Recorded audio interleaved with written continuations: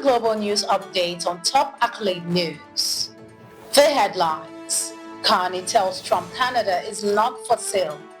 Top US and Chinese officials set for first trade talks. Slovakia rejects EU plan to phase out Russian energy. Israel strikes Sanaa Airport. We start with the focus in politics. Carney tells Trump Canada is not for sale.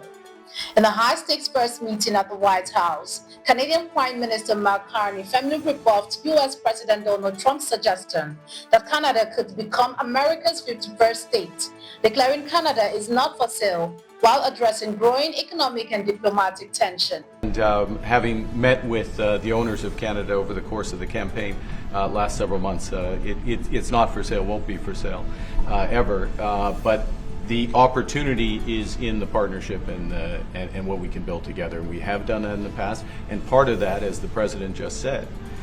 The meeting, marked by both praise and pointed exchanges, comes amid Trump's continued push for stick tariff and his rhetoric about Canadian sovereignty. While the two leaders expressed mutual respect and a willingness to negotiate on trade, Carney emphasized that Canada remains a sovereign nation and called for the removal of damaging tariffs, while Trump reiterated his protectionist stance and dismissed the urgency of trade deals, saying, "They want a piece of our market, we don't want a piece of theirs." Turning to economy, top US and Chinese officials set for first trade talks. In a significant development amid a deepening trade war, high-level US and Chinese officials will meet this weekend in Switzerland for the first formal economic talks since President Trump imposed sweeping 145% tariff on Chinese goods, prompting retaliatory measures from Beijing. US Treasury Secretary Scott Bessent and Chinese Vice Premier are expected to hold discussions focused on de-escalating tensions rather than finalizing trade terms. The meetings, confirmed by both governments, comes as global markets remain jittery over prolonged hostilities between the world's two largest economies. While Trump has hinted at progress, officials remain cautious, with Bessent emphasizing that they need to de-escalate before they move forward. Moving to international relations, Slovakia rejects EU plan to phase out Russian energy. Slovakia has firmly rejected the European Commission's proposal to phase out Russian gas, oil and nuclear imports by 2027, with Prime Minister Robert Fico calling the plan economic suicide. Speaking on Wednesday, Fico warned that the move would drive up energy prices and damage EU competitiveness, criticizing what he described as a new Iron Curtain between Europe and Russia. While the EU aims to end energy ties with Moscow following its 2022 invasion of Ukraine, Fico said Slovakia, still reliant on Russian supplies, will push for changes as the legal proposal heads for debate among member states next month. Moving to conflicts, Israel strikes Sanaa Airport.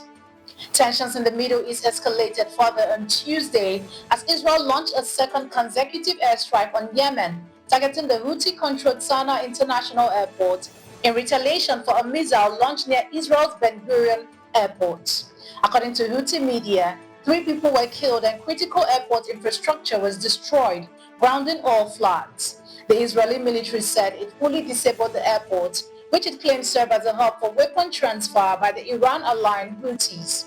This follows strikes on Yemen's port that killed 4 as part of what Israeli Prime Minister Netanyahu called a firm response to the Houthi threat.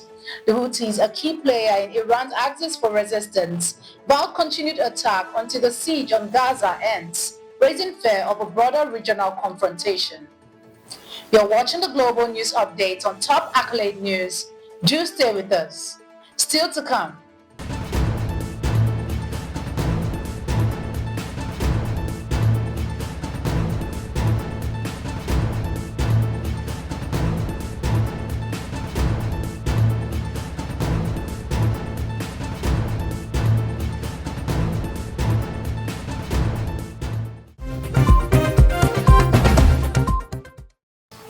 Thanks for staying with us.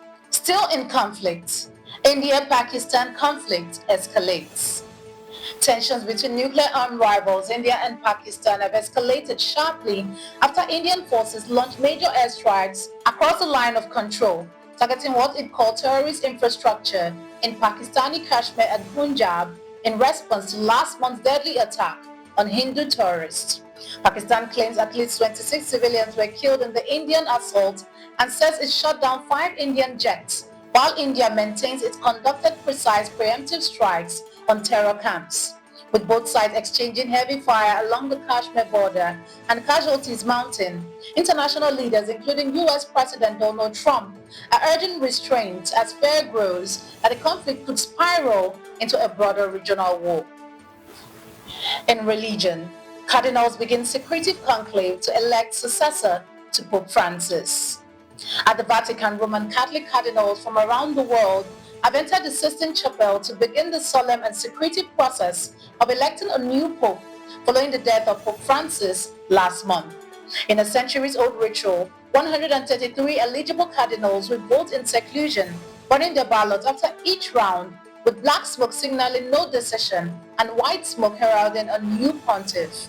As the church faces internal divisions, shifting global demographics and legacy of Francis' reformist agenda, the conclave is expected to last several days. Church leaders and observers alike await the outcome that could define the direction of the Catholic Church for years to come. Moving to entertainment, Smokey Robinson sued for $50 million by former housekeepers. Smokey Robinson is facing a $50 million lawsuit from 4 former employees who accused the 85-year-old of sexual assault, gender violence, and severe labor violation. Filed in Los Angeles Supreme Court, the suit also names his wife, Frances Robinson, alleging she fostered a hostile work environment with racist language. The anonymous plaintiffs, 3 housekeepers and a personal assistant, claim years of abuse, underpayment, and coercion while working at Robinson's residence. Although no criminal charges have been filed, the attorney said the women were vulnerable underpaid Hispanic workers who felt powerless to resist the alleged misconduct. Now in sports, the BNBL seeks corporate support to sustain women's basketball in Jamaica. The Women's National Basketball League in Jamaica has returned for only its 2nd season after a decade-long hiatus, and while player interest is high, the coordinator says the league is struggling to stay afloat without corporate funding. With just 4 teams currently active and over 60 athletes eager to compete, she stressed the financial constraints and limited resources are holding the league back from expanding and rebuilding its once thriving community.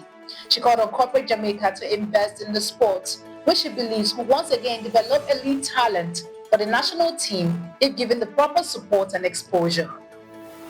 That concludes our global news updates for today.